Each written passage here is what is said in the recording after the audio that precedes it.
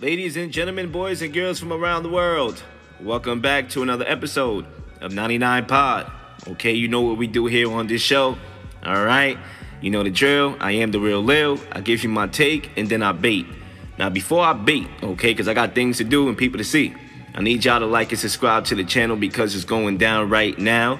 Make sure you send this video to 2 to 3 people that you know. All right, so you can get that good content that we have coming your way, and unique content, right? You're not always going to agree with everything I have to say, but you should believe in my right to say it, and you should like to see new media and, you know, media that don't sound the same, because when you go to mainstream media, they all sound alike. All them talking heads, they all sound the same. So it's good to catch up on new media, because new media realistically is where it's at, and it's here, right here on the Real Leel TV channel here on YouTube. Now, what I'm going to do is I'm going to break down the Devin Haney and Regis Prograis fight. I'm going to give you my reactions. And before I do, I have one question. You know, did Devin Haney silence his critics with his dominant win over Regis Prograis? And look, Haney was always going to win this fight in dominating fashion had it gone the distance. The only way, realistically, that Regis would have won was if he was able to land a shot that hurt Haney and potentially knock Haney out, okay? And we saw Norris do it when Haney was dominating that fight. We saw Lomachenko hurt Haney in round 10 or 11. I believe it was 10. And then, you know, he took his foot off the gas and allowed Haney to win the last round, similar to the Teofimo Lopez fight. And I did tell a couple people off air, and I'm not ashamed to say it. I thought that, you know, Regis was probably going to win by knockout, because I thought that Haney would have took, you know, a risk, because you know Haney from time to time, he takes calculated risks. I thought that would have been the opportunity where Regis would have caught him, and I'm not sure about Haney's chin, you know, going into the fight. So that's why. But other than that, bro, if it went the distance, and I told people this, if it went the distance, that Regis had no shot to win this fight. So context is everything. Context matters. It's not what you say, it's how you say it. So I think people need to, you know, understand that part of the equation. But, you know, did he silence the critics? Look, Haney had 16,000 fans at the Chase Center. Now, we do have to be fair and clear, though, right? This was a homecoming. This was in his town, okay? So maybe a lot of that support was, you know, people that is in his area where he grew up, where he was born. You know, Haney was one of them traveling mercenaries, right? He was born everywhere. He went everywhere. He lived in Mexico. He lived, you know, in Australia when he fought Cambosos 2 times, okay? My guy's everywhere, but he was born in San Francisco.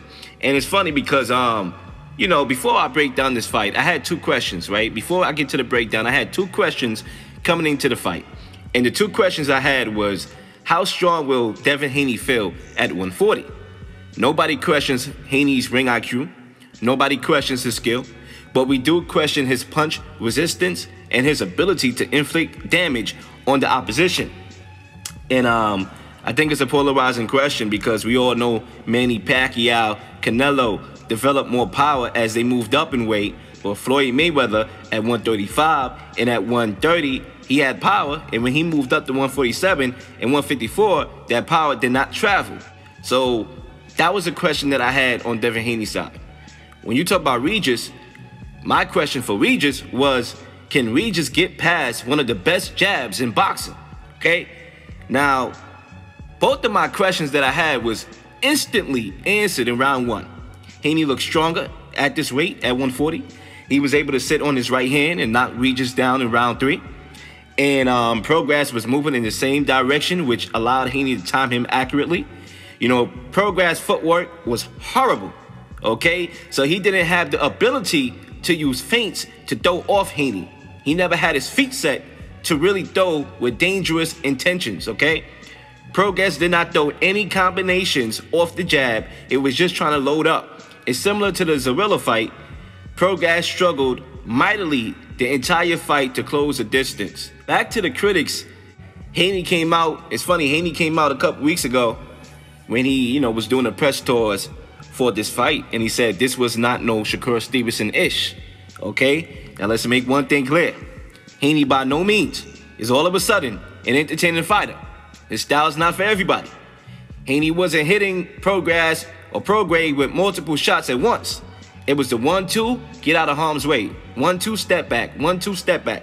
It was a similar step back style that Shakur used against De Los Santos, right? He actually literally took the same, step back, move. And both fighters, we know both fighters never engage for exchange. They're never going to engage for exchange. The critics all of a sudden disappeared because he got 2 knockdowns. I think if you were a fan of Haney going into this fight, you should be an even bigger fan of Haney after this fight because, that was arguably the best performance of his career. But if you're not a Haney fan and you are a Haney critiquer or critic, rather, then I don't think, this fight should sway you because, he fought his usual fight. And it was just a more dominating fashion against a one-dimensional opponent. Like if you wasn't a Haney fan, like what made you a Haney fan? I'm curious. Let me know in the comments. If you wasn't a Haney fan, what made you a Haney fan after this fight? Same guy, same fighter. Okay, just with a little bit more, pop. And a little bit more strength at this weight. He wasn't killing his body to make 135 any longer. When you think about it, Shakur and Haney is the same fighter, and I don't think we should put Haney on this higher pedestal than Shakur as far as their fighting style is concerned because it's very similar. Haney will take a little bit more calculated risks, and he had opportunities to finish Prograis in this fight. He didn't. After 2 knockdowns, he retreated and continued to box. Most will call that discipline. Some will call it a lack of killer instinct. It all depends on your preference. Me personally, the real Leel, I like explosiveness in anything. In NFL, in the NBA, in boxing, I love explosiveness. And my favorite fighters in boxing are the guys that when they smell blood in the water, they attack. Guys like David Benavidez, Inoue, Bud, those type of fighters, when they got you hurt, the fight is a wrap. It's over. And, Bud, he has a lot of skill, but it doesn't take away from his killer instinct. I would like to see that with a lot of these fighters like Shakur Stevenson and Devin Haney a lot more, right? Yeah, it's great that you have the skill to outbox pretty much anybody they put in front of you, but you do have to realize that boxing is a showbiz, okay? This era of boxing is about show business, and having a killer instinct, getting a fighter out of there will only increase your popularity going forward. You have to know your audience. You have to know what generation you are in, right? If you are a rapper and you are a lyricist and you are a storyteller, but you're not fitting today's mode of just entertaining and doing stuff to get people to click, then you're not going to fit in this era, right? And look, I've never been the biggest Haney fan. I'm going to just tell you how it is. This fight doesn't change that, but I do give credit where credit is due. Haney is the ultimate opportunist in the sport of boxing. He took a 70-30 pay cut to fight Ken Bosa's in Australia 2 times on the road, and he beat him in his country twice and got the straps. And he was able to put himself in prime position to be where he is now. We all know he lost to Lomachenko, okay? What he did in this fight doesn't really override what he did against Loma when he lost the fight, clearly.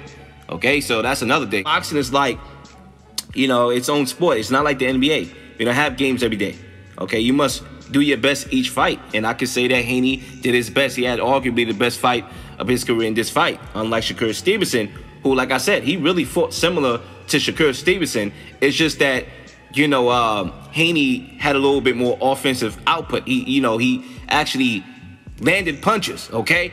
Where Shakur Stevenson, it was more of the step back, pull back game, safety first type of mentality. And I think when you talk about Shakur Stevenson and him not accepting that 25%, letting his ego get in the way, that's why we are here talking about Devin Haney and not Shakur Stevenson. And Shakur Stevenson could have been in this spot.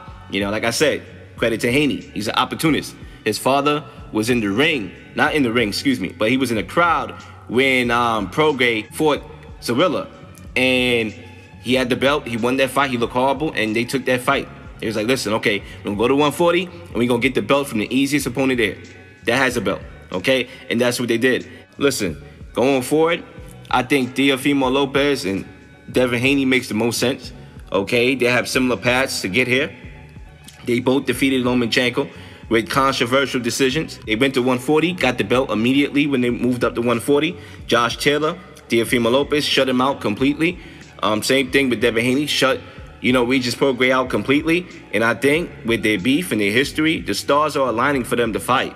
And I think I would rather see that than to see Ryan Garcia, Devin Haney, Ryan Garcia, Shakur Stevenson. I don't want to see Ryan Garcia with these guys. Shakur Stevenson and Devin Haney will box circles around this cat.